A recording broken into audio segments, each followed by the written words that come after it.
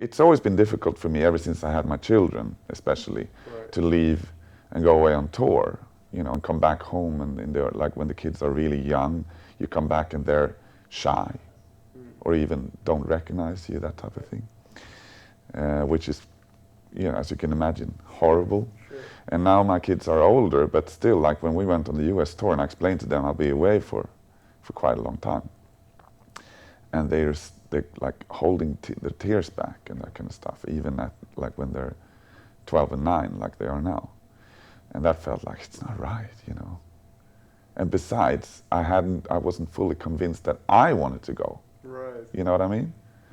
So there was a lot of things working against that decision, but I went out doing my job.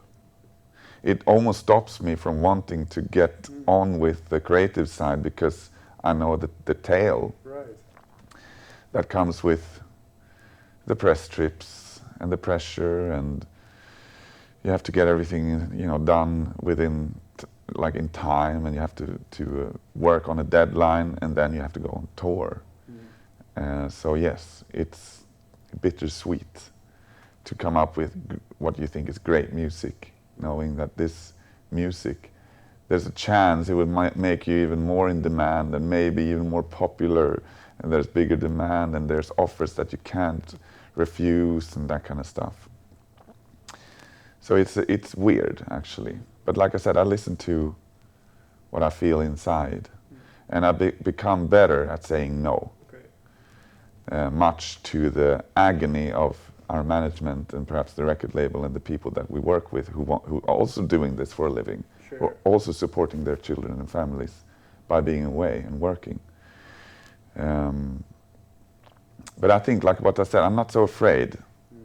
Like an offer that comes up might be great or whatever, but I can turn it down now, knowing it's not the end of the world. Right. Even that exact same offer might come back at a time where it's more convenient to go out.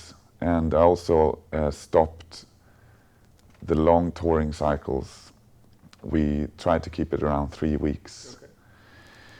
But with that said, the first tour was 5, and that was one of them offers I couldn't say no, because Black Sabbath were playing their last show in Los Angeles, and we were asked to support them. And it's like, you can't say no to that. They're my favorite bands. They're the reason why I started. You know, the money was also good or whatever, and we were gonna be there anyways a week or 2 later. So I said yes, and that ended up being a long tour. So it's very easy to be manipulated into thinking you're doing the right thing, or you're doing what you decided on, but then, oh my God, you wake up and you're back in the same old tracks. But I mean, if you put out a record, if I'm gonna do this, this is part of the job. Simple as that, you know. I just want to scale it down a little bit, you know, and do less shows.